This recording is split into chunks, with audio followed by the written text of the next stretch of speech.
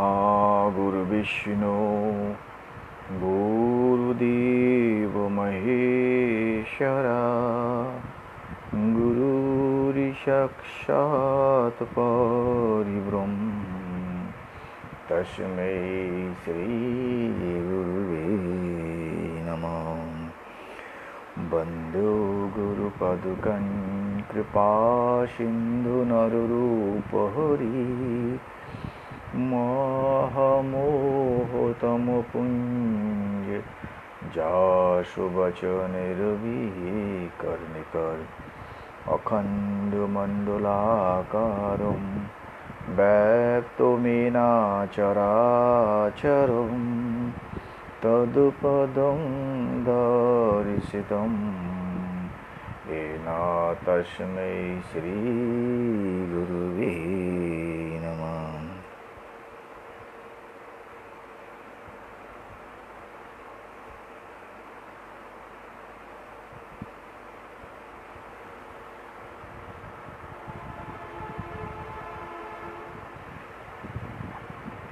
উপস্থিত দর্শকবৃন্দ, আমার বোন ও ভাইরা, চরাচর জগতের সমস্ত প্রাণী ও পদার্থ ঈশ্বর স্বরূপ আমি, এই সকলের মধ্যে দিয়ে আমি আমার পরমপিতা পরমাতাকে প্রণাম, শ্রদ্ধাপূর্বক প্রণাম জানিয়ে আমি আজকের আমার বিচার রাখার চেষ্টা করব।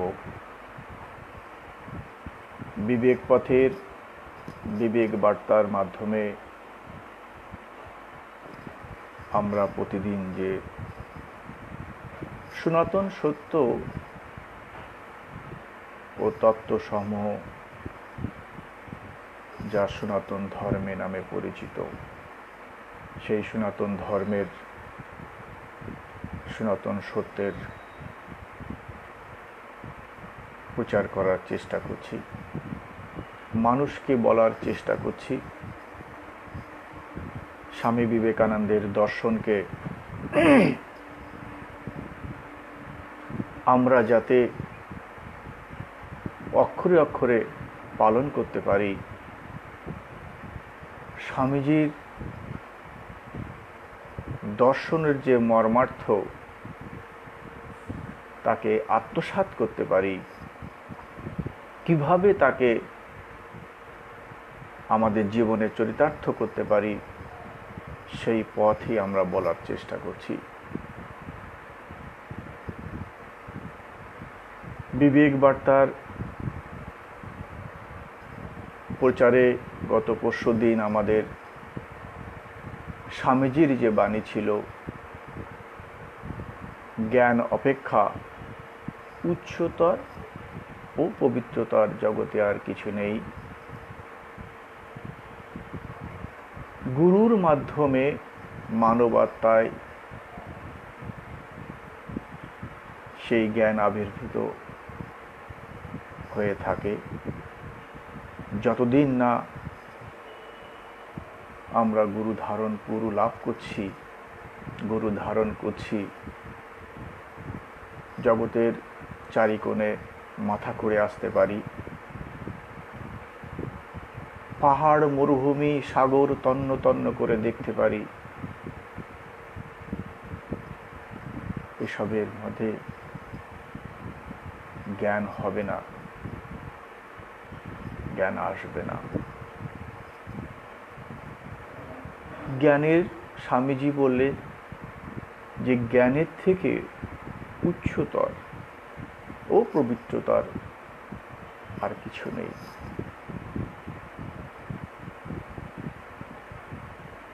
জ্ঞান বলতে কি বোঝায় আমরা অনেকবার এর আলোচনা করেছি, তবু আরেকবার আমি সেই সম্বন্ধে সংক্ষেপে বলি। জানা এক জিনিস, জানার পরে শ্রদ্ধাপূর্বক সেই বিষয়ে দীর্ঘ অনুশীলনের ফলে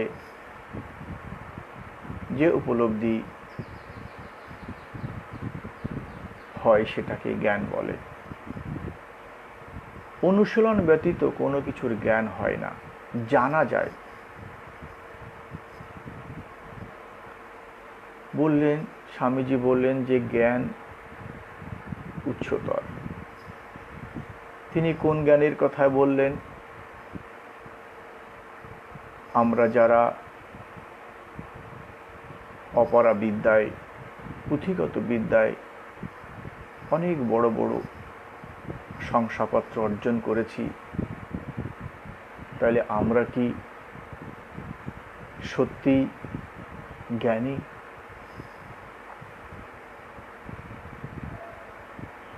ভগবান শ্রীকৃষ্ণ গীতার 7 অধ্যায়ের 16 ও 17 শ্লোকে বললেন,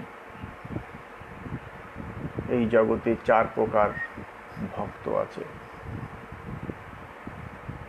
যে ভয়ের পরিত্রাণের জন্যে আমাকে ভজনা করে, ধন সামগ্রীর জন্যে আমাকে ভজনা করে, ধর্ম সম্বন্ধে কিছু জিজ্ঞাসা নিয়ে আমাকে ভজনা করে, আর একজন জ্ঞানী। এই সব ভক্তের মধ্যে জ্ঞানী শ্রেষ্ঠ। আমি জ্ঞানীর নিকটে অত্যন্ত প্রিয় এবং জ্ঞানীও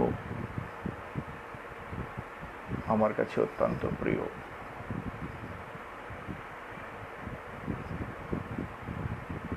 সন্তান যখন এটা সম্পূর্ণরূপে বিশ্বাস করেন যে তার উপরে বাবার ভালোবাসা স্নেহ রয়েছে, বাবা তার হাত ধরে আছেন, তখন সন্তানের সমস্ত ভয় মুক্ত হয়ে যায়। বাবাও যখন বুঝতে পারেন, জানেন, বিশ্বাস করেন যে আমার সন্তান সম্পূর্ণরূপে আমার অধীনস্থ, আমাকে সমর্পিত, তখন বাবা সেই সন্তানের সম্পূর্ণ দায়িত্ব নিজের হাতে তুলে নেন। এবার আমরা যারা ভৌতিক বিদ্যায় লেখাপড়ার সঙ্গে অনেক শংসাপত্র অর্জন করেছি, তাইলে আমরা কি ভয়মুক্ত? সেটা আমাদেরকে বুঝতে হবে। কারণ গীতাও এই কথা বলছেন, স্বামীজিও এই কথা বলেছেন। সেটা কোন জ্ঞানের কথা বলেছেন, সে জ্ঞান স্বামীজি কিভাবে অর্জন করেছিলেন, আমাদেরকে সেই পথ অনুসরণ করতে হবে। তা যদি না করি, বৃথা অভিমানের বোঝা মাথায় করে যদি আমরা ঘুরে বেড়াই আর স্বামীজি ঠাকুর রামকৃষ্ণের দোহাই দিই, তবে নিশ্চিত আমরা দুঃখের সাগরেই ঘুরব। আমরা সকলেই যে কিছু না কিছু কর্ম করছি, বর্তমান যুগে সকলেই বলে থাকেন জীব সেবাই শিব সেবা। এটা ঠাকুর রামকৃষ্ণ এবং স্বামীজির উক্তি।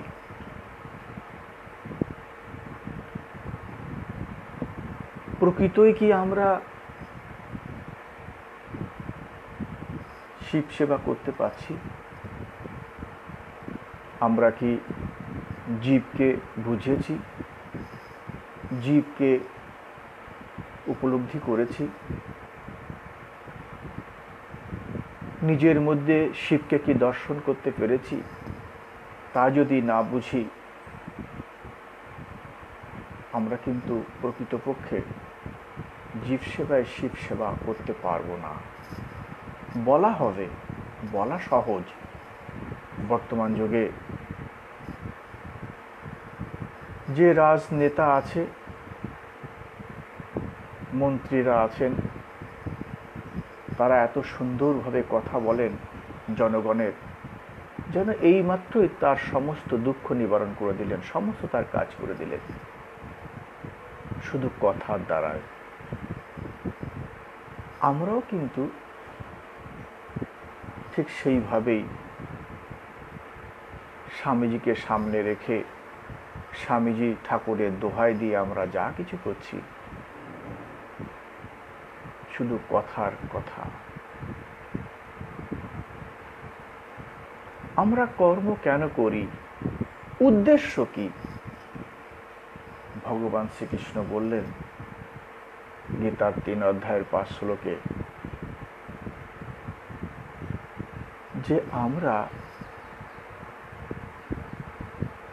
ক্ষণকালও কর্ম না করে থাকতে পারি না। প্রকৃতিগত শত রজ তম গুণের বশীভূত হয়ে যেন অবাস হয়ে আমরা কর্ম করছি। আমরা কর্ম করতে বাধ্য। আমি করছি এটা বলা ভুল। উপনিষদ, সনাতন শাস্ত্র সে কথাই বলছেন। আচ্ছা, আমরা যে কর্ম করছি তার তো কোনো উদ্দেশ্য থাকা প্রয়োজন আছে, এবং আমরা প্রত্যেকেই সেই উদ্দেশ্যকে জানি। কিন্তু আমরা যে উদ্দেশ্যটা কি জানি সেটা কি যথার্থ, সে বিষয়ে কি আমাদের জ্ঞান আছে? আমাদেরকে বুঝতে হবে। আমি সাধারণ লোকের কথা বলবো না, আমি বলবো আমরা যারা স্বামীজির দর্শনকে নিয়ে, স্বামীজি যে কাজ করে গেছেন, আমরা স্বামীজিকে নিয়ে যে কাজগুলো করছি, আমি সেই সমস্ত বোন ও ভাইদেরকে বলবো, আমরা যদি লেখাপড়া শিখতে চাই তো আমাদের শিক্ষার ক্ষেত্রে যে মৌলিক শিক্ষা, অ আ ক খ ABCD 1 2 3 1 2 3, এগুলো কিন্তু মৌলিক। এগুলোকে বাদ দিয়ে আমরা কখনোই উচ্চ শিক্ষা গ্রহণ করতে পারি না। আমি যদি এই মৌলিক শব্দগুলোকে যদি আমি ঠিকভাবে শিখতে না পারি, আমি যদি উচ্চ মাধ্যমিকে বা স্নাতকে গিয়ে ভর্তি হতে পারবো, হয়তো অর্থের বলে, ক্ষমতার বলে আমি ভর্তি হতে পারবো, কিন্তু আমি ওই জায়গায় গিয়ে ওই ক্লাসের পাঠ বুঝতে পারবো না, আর ওই ক্লাসের পাঠকে আত্মসাৎ করার ক্ষমতাও আমার থাকবে না। ঠিক সেই প্রকারে আমরা যদি স্বামীজি মৌলিক দর্শনকে যদি আমরা গ্রহণ না করি,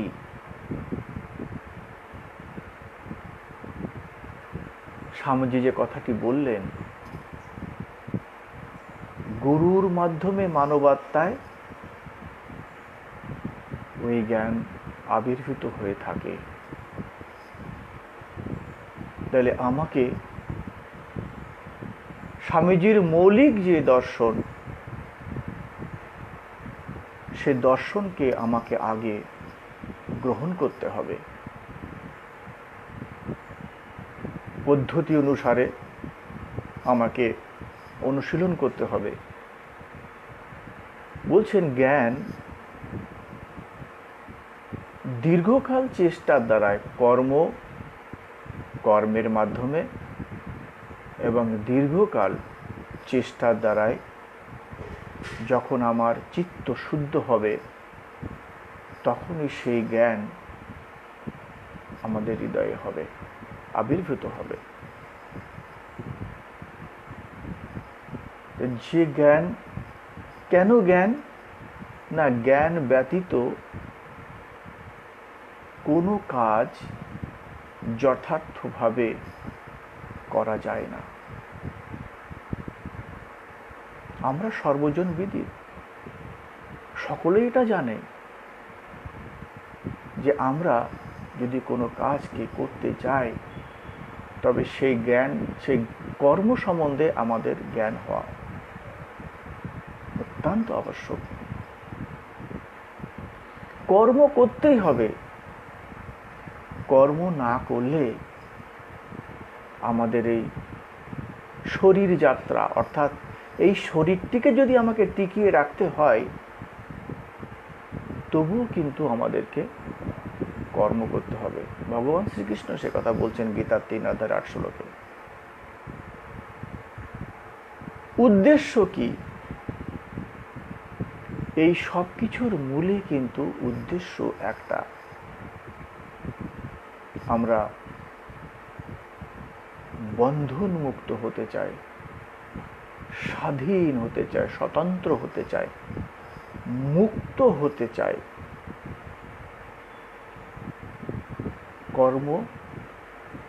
কর্মই কিন্তু বন্ধনের মূল। কর্ম করলে বন্ধন হতেই হবে। এই জন্যে কর্মটিকে কিভাবে, কর্মটি আমার দ্বারা হবে, অথচ আমরা এই কর্মের বন্ধনে আবদ্ধ হব না, আমরা বন্ধনে না পড়ি। এই জন্যে ভগবান শ্রীকৃষ্ণ বলছেন, কর্ম করো। কর্ম করতে আমরা বাধ্য, কিন্তু কর্মটা অনাসক্তভাবে করতে হবে। আমরা ভাবতে পারি যে আমি এটা অনাসক্তভাবে করছি। ভাবা এক জিনিস, আর সজ্ঞানে সেটা করা আর এক জিনিস। ভাবাটা জ্ঞান না। আর যদি আমি এইভাবেই করতে করতেই যদি ভাবি যে আমার এইভাবে করতে করতেই আমার অনাসক্ত আসবে, হবে না। শাস্ত্র সে কথা বলে না, ঋষিরা সে কথা বলেননি। ভয়মুক্ত হতে হবে। কর্মটা করতে হবে, খারাপ হলেও বা ভালো হলেও তাতে কষ্ট পেলে চলবে না, শোক থাকলে হবে না। আমাদেরকে ভয়মুক্ত হতে হবে। কর্ম সম্বন্ধে ভগবান শ্রীকৃষ্ণ বলেন, যুগয়া যুজস্সু যোগ কর্মসু কৌশলম, গীতার 2 অধ্যায়ের 50 শ্লোক। যে কর্ম কৌশলটাই কিন্তু যোগ।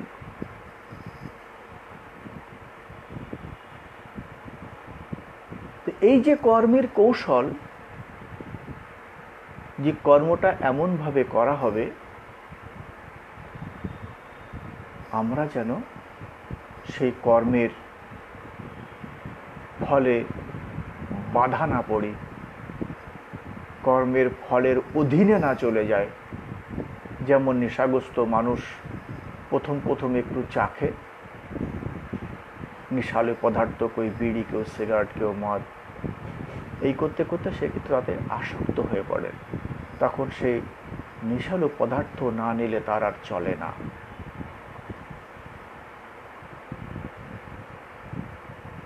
কর্মটাকে করতে গেলে জ্ঞান অত্যন্ত আবশ্যক। একমাত্র জ্ঞানই অপ্রতিরোধ্য। আমরা এখন যে কর্ম করছি এবং পূর্বে যে আমার সঞ্চিত কর্ম রয়েছে, এবং এই জন্মের আগে পূর্বে যে কর্ম হয়েছে, যেটা ভবিষ্যৎ কর্ম আমার জমা হবে, এই তিনটো কর্মরই বন্ধন থেকে মুক্তি একমাত্র জ্ঞান দিতে পারে।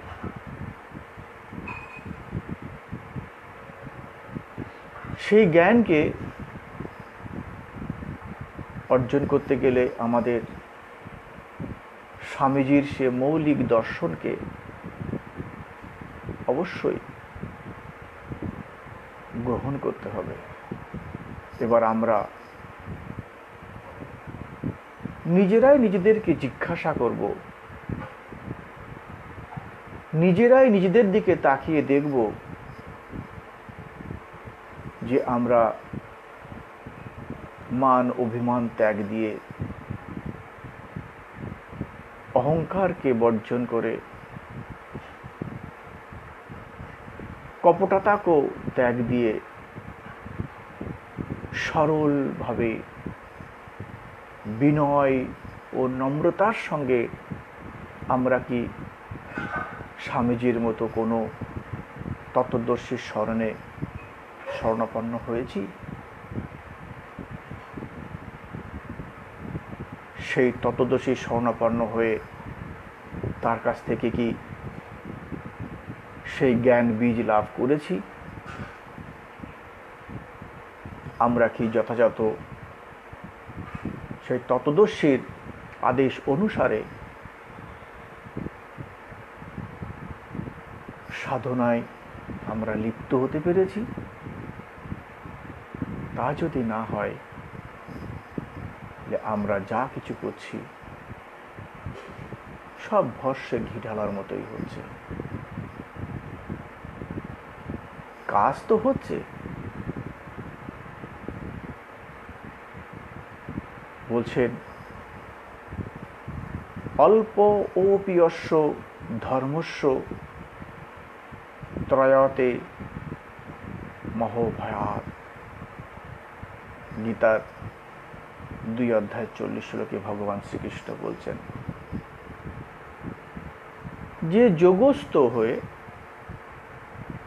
ধর্মের ওই কর্মের, ধর্মযুক্ত ওই কর্ম যা সামান্য সামান্য করলে, স্বল্প, অল্প, খুব অল্প,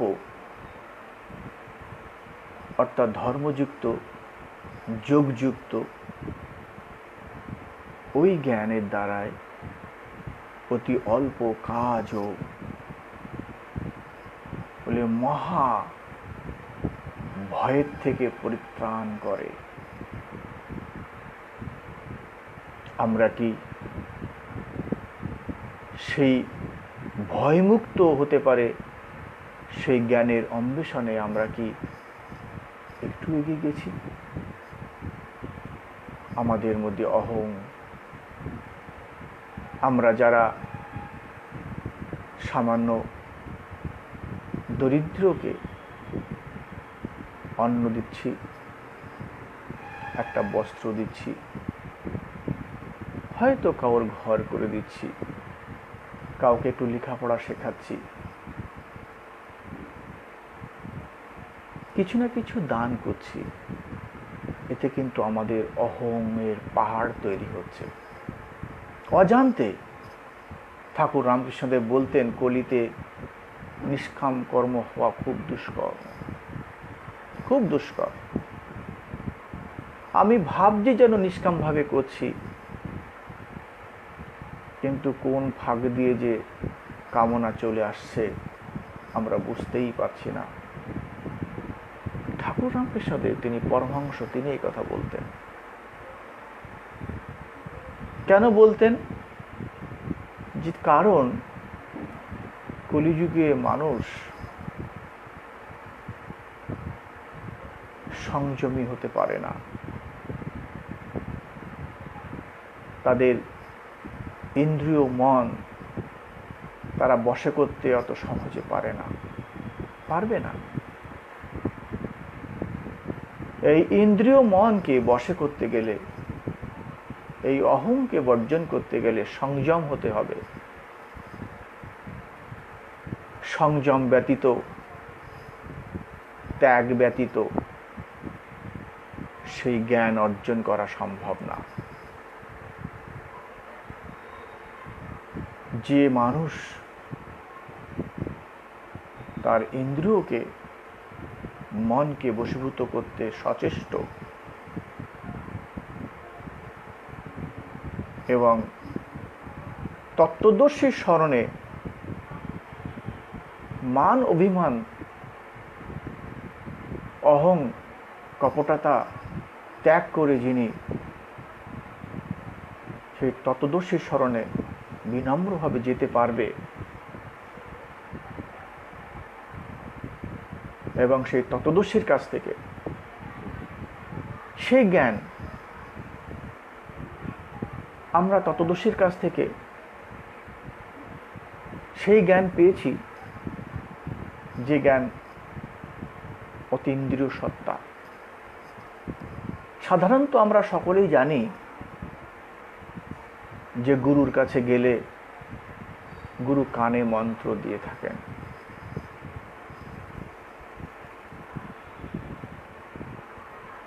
আমরা সাধারণত দেখেও থাকি, শুনেছিও যে গুরু কানে কানে মন্ত্র দেন। যখনই আমরা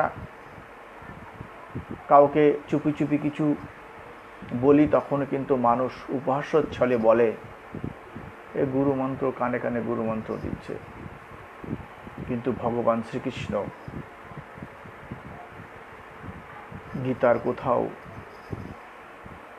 উল্লেখ করেননি যে গুরু মন্ত্র কানে কানে দেওয়া হবে। ভাগবতের উপনিষদের কোথাও সে কথা উল্লেখ নেই যে গুরু তত্ত্বদর্শী সেই জ্ঞান বীজ শিষ্যের কানে কানে দেবেন। ঠাকুর রামকৃষ্ণ কখনো তার কানে কানে দেননি এবং কোনো তত্ত্বদর্শী ঋষিরা কখনো কাউকে কানে কানে দেননি। তার কারণ, যদি কানে দেওয়া হয় তাহলে আমাকে আমার ঠোঁট দিয়ে কিছু বিড়বিড় করতে হবে, আর যা বিড়বিড় করা হবে তা ইন্দ্রিয়ের দ্বারা হবে, মনের দ্বারা হবে। কিন্তু তত্ত্বদর্শী সে জ্ঞান বীজ প্রাণে জানাবেন। প্রাণে একটা পদ্ধতি যা অতীন্দ্রিয় সত্তা।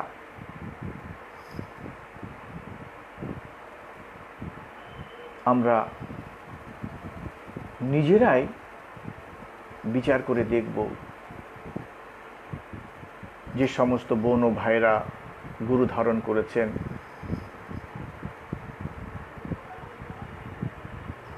শিষ্যত্ব লাভ করেছেন, নিজেরাই নিজেদেরকে জিজ্ঞাসা করুন, আপনি যে জ্ঞান বীজ, যে ইষ্ট মন্ত্র জেনেছেন সেটা কি অতীন্দ্রিয় সত্তা? সেটা কি আপনাকে প্রাণে জানিয়েছেন? যদি না, আপনার গুরুর কাছে জিজ্ঞাসা করুন। এমনও গুরু আছেন হয়তো তিনারা বলবেন সেই অতীন্দ্রিয় যে সত্তা সেটা তোমরা জানার যোগ্য না, সেই যোগ্যতা এখন অর্জন করনি। তাইলে বলতে হবে, তাকে জিজ্ঞাসা করবেন, ভগবানের নাম জানার কি তাহলে তার যোগ্যতা নেই? ভগবান তো সে কথা কোনো শাস্ত্রে উল্লেখ করেননি। আবাল বনিতা সকলেই,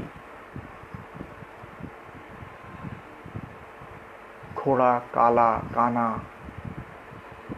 বোবা, প্রত্যেকেই সেই ঈশ্বরের নামকে জানতে পারে এবং সেই নামকে স্মরণ করতে পারে।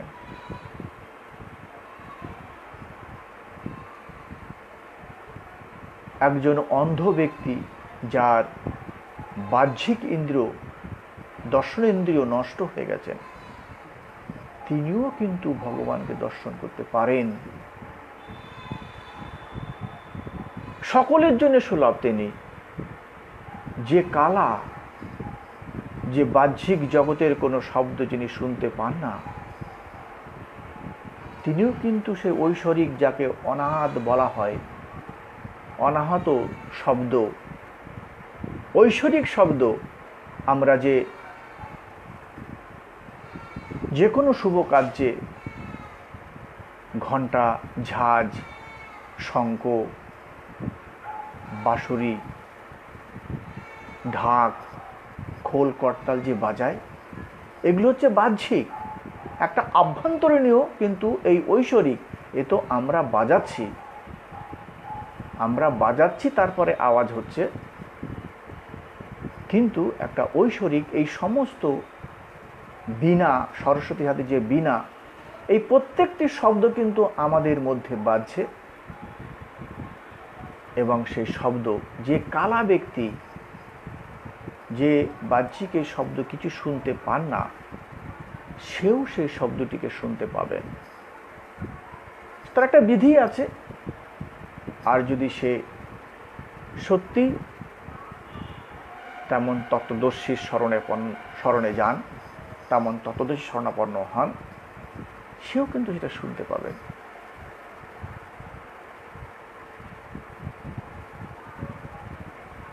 আর যার দর্শনেন্দ্রিয়, যার এই চোখ বাহ্যিক জগৎকে দেখতে পারে না, ভগবান যে প্রকাশস্বরূপ,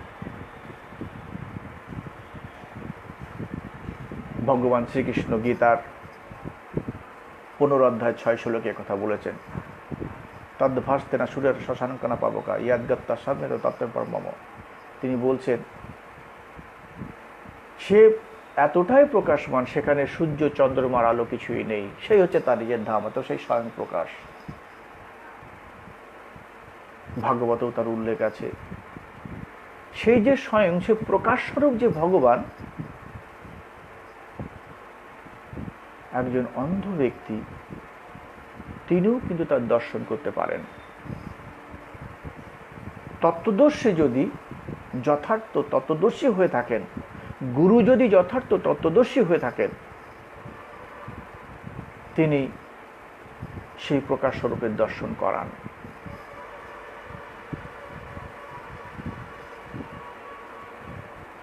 ভগবানকে জানার যে পদ্ধতি,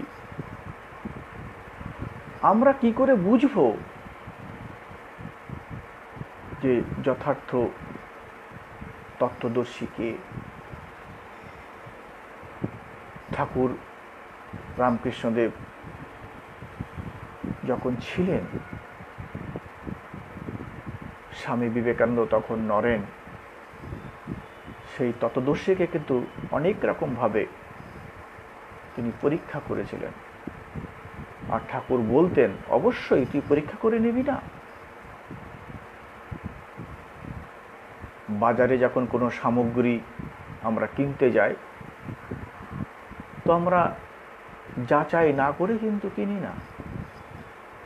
সে যে পদার্থই হোক না কেন, আমরা ভালো করে দেখে নিই সেই পদার্থ কত সময় আমরা ব্যবহার করব, কয়েক মুহূর্ত পর্যন্ত আমরা ব্যবহার করব। তাকেই যখন আমরা যাচাই করে নিই, তাহলে কি আমাদের যাকে এই মাথা দিয়ে কিনতে হবে, যার চরণে, যার সমর্পণে আমি আমার মাথা বিক্রি করে দেব, আমার মাথা বিক্রি করে যাকে আমি গুরু ধারণ করব, গুরু লাভ করব, তাকে আমি যাচাই করে নেব না? আমরা কেমন শিক্ষিত মানুষ, আমাদেরকে যাচাই করে নিতে হবে। তো যা কিছু করছি তার পিছনে একটা উদ্দেশ্য অবশ্যই আছে। আমরা যা কিছু করি অবশ্যই উদ্দেশ্য মাথায় রেখেই করি। উদ্দেশ্য সকলেরই কিন্তু এক। এই জগতের যত প্রাণী আছে প্রত্যেকেরই উদ্দেশ্য একটাই, অনেক না, কিন্তু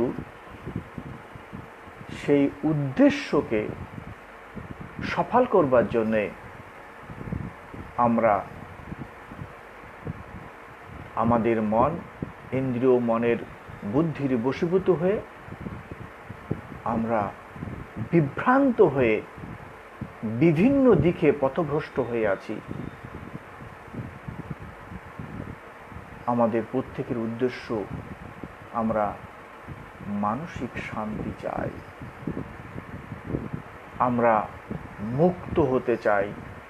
বর্তমান যুগের যেমন নারীরা বলেন আমরা স্বাধীন হতে চাই, পুরুষ শাসিত সমাজ থেকে আমরা মুক্ত হতে চাই, আমরা আমার পায়ে দাঁড়াতে চাই। প্রত্যেকেই কিন্তু এই জগতের প্রত্যেকটা প্রাণী তারা স্বাধীন হতে চায়, মুক্ত হতে চায়, নিজের পায়ে দাঁড়াতে চায়, কিন্তু তারা ভুলে যায় যে নিজের পায়ে দাঁড়ানো বলতে কি বোঝায়। আমাকে স্বাধীন হতে গেলে গোটাকতক অর্থ সামগ্রী হলেই কিন্তু আমি স্বাধীন হতে পারি না। কিছু আমার কাছে শংসাপত্র হলেই, আমি উচ্চপদস্থ হলেই, আমি যথেষ্ট অর্থের মালিক হলেই কিন্তু আমরা মুক্ত হতে পারি না, নিজের পায়ের উপরে দাঁড়াতে পারি না। কারণ আমরা প্রতিনিয়ত আমরা আমার ইন্দ্রিয়ের দাস, আমার জিহ্বা ইন্দ্রিয়ের দাস, সুস্বাদু বস্তুর দাস, একটা ভালো কথার দাস, একটা মন্দ কথার দাস, একটা সুন্দর বাজার, সুন্দর সুরের দাস, একটা বেসুরোর দাস, একটা সুন্দর দৃশ্যর দাস, একটা কুৎসিত দৃশ্যের আমরা দাস। আমার মনের দাস, আমার বুদ্ধির দাস। এই দাসত্ব থেকে কিন্তু আমাদেরকে মুক্তি হতে হবে। সেই পথ কি আছে আমাদের কাছে? আর তা যদি না থাকে, সূর্য যেখান থেকে উদয় হয় আর যেখানে অস্ত যায়,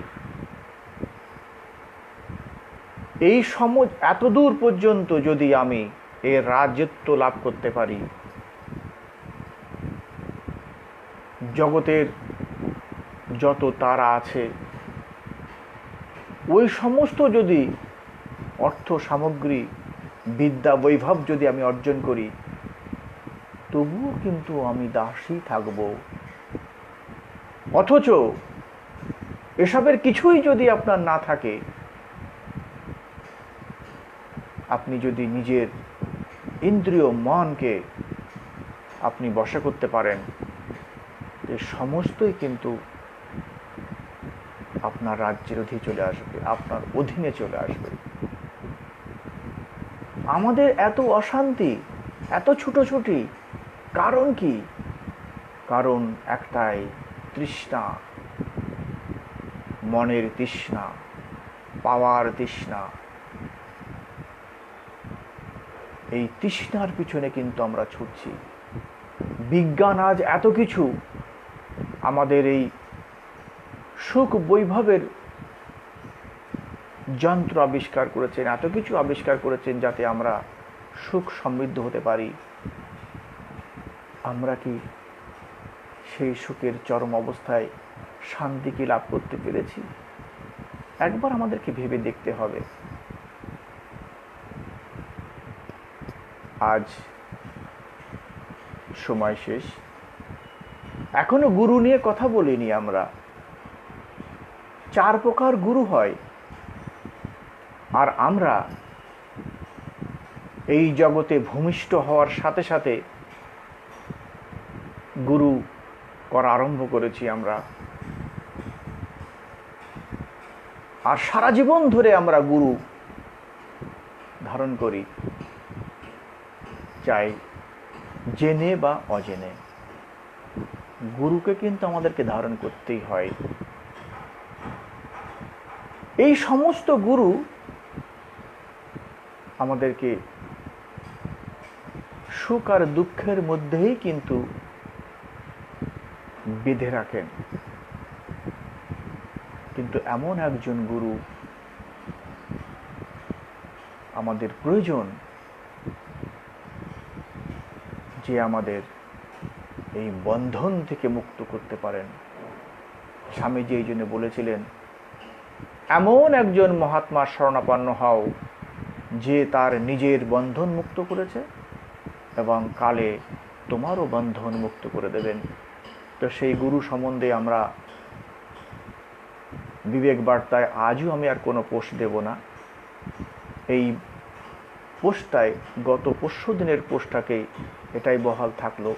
এর গুরুর উপরে আমরা, যে গুরু বলতে প্রকৃত কি বুঝায়, গুরু হওয়ার যোগ্যতা কি রাখেন, কাকে আমরা গুরু করব, সে বিষয়ে আগামীকাল বলবার চেষ্টা করব। আজ আমার বিচার এখানেই বিশ্রাম দেব। আমার সমস্ত বোন ও ভাইদেরকে আন্তরিক শুভেচ্ছা, আন্তরিক অনুরোধ, এই শব্দগুলো, যে শব্দগুলো আমার মাধ্যমে আপনাদের কাছে পৌঁছাচ্ছে, শুনলেন এই কান্দে শুনে ওই কান্দে বের করে দেবেন না। একবার যে কোনো একটা শব্দকে নিয়ে বিবেচনা করুন। যেটা স্বামীজি বলেছিলেন, মনের মধ্যে, মাথার মধ্যে উচ্চ উচ্চ চিন্তাকে ভরো। সেই চিন্তাগুলো দিনের পর দিন, সপ্তাহের পর সপ্তাহ, মাসের পর মাস, বছরের পর বছর সেইগুলোকে মনন করো। উচ্চ চিন্তার মধ্যে দিয়েই কিন্তু উচ্চ কর্মের পথে আমরা যেতে পারবো। একদিন আমরা হতে পারবো। আমার স্বামীজির সেই শব্দের মধ্যে দিয়ে আপনাদেরকে আমার অনুরোধ, বিচার করুন, মনন করুন, বুঝতে চেষ্টা করুন। আপনাদের সকলের মধ্যে দিয়ে আমি আমার পরম পিতা পরমাত্মাকে আন্তরিক শ্রদ্ধাপূর্ণ প্রণাম জানিয়ে শেষ করছি।